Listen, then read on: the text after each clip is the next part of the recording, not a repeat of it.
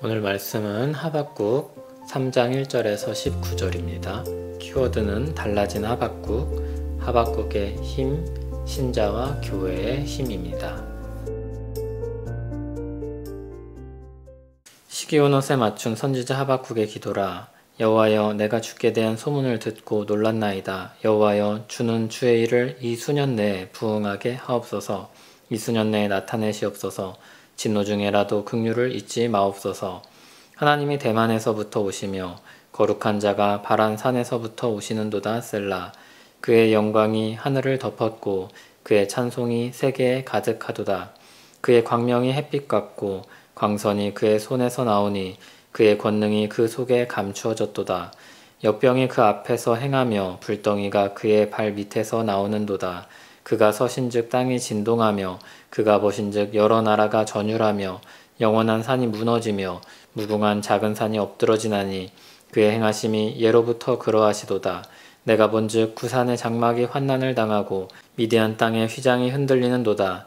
여호와여, 주께서 말을 타시며 구원의 병거를 모시오니 강들을 분이 여기심이니이까.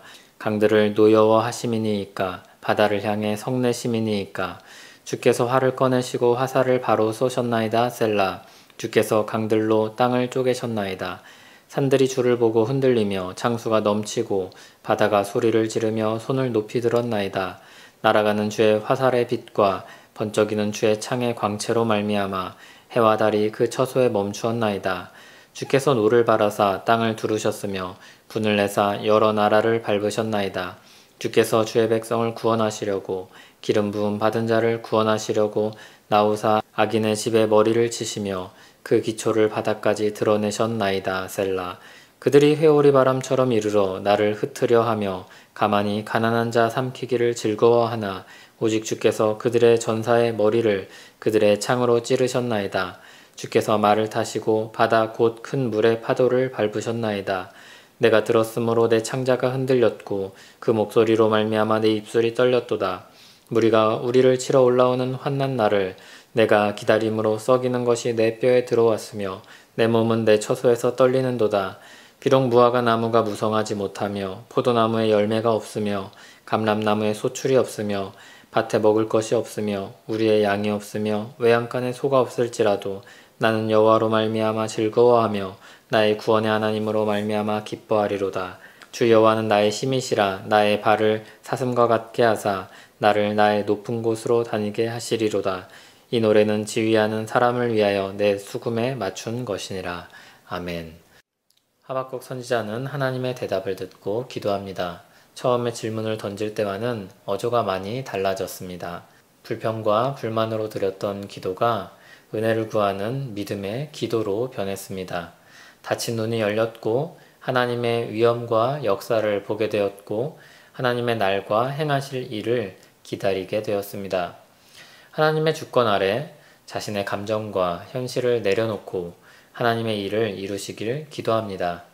그런데 하나님의 일이 무엇이었습니까?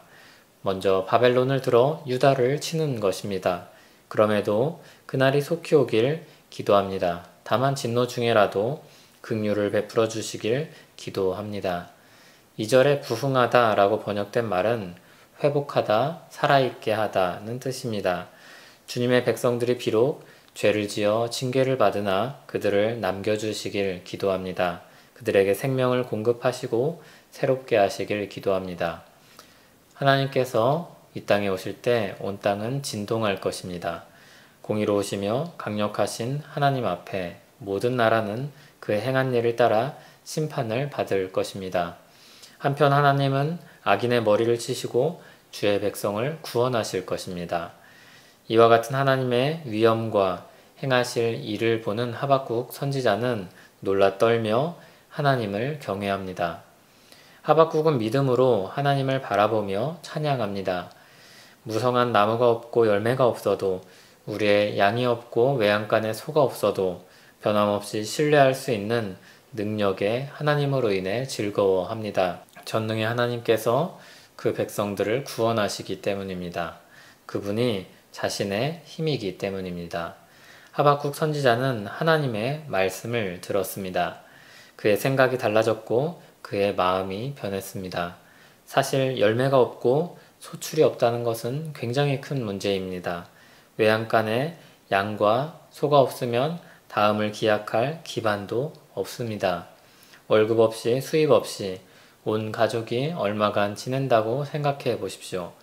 뭐든 취직할 길이 막혀서 일할 곳이 없고 모아둔 재산이 없어서 재기할 수 있는 가능성도 없어 보입니다.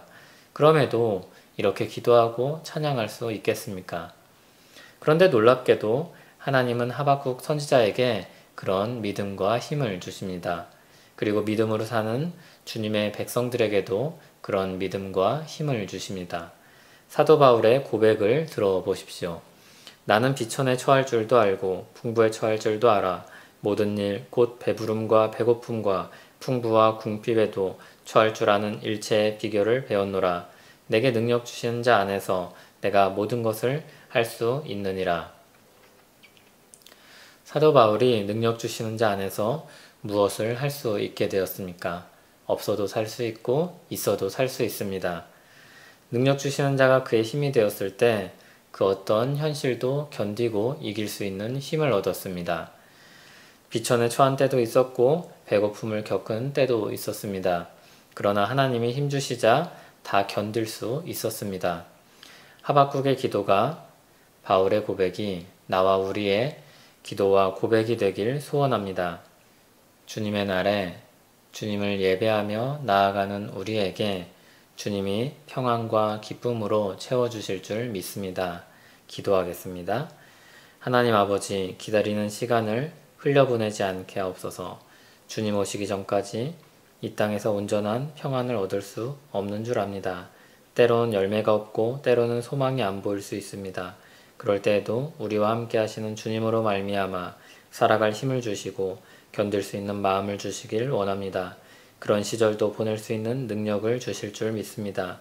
모든 지각에 뛰어난 하나님의 평강으로 지켜주시옵소서. 예수님 이름으로 기도합니다. 아멘.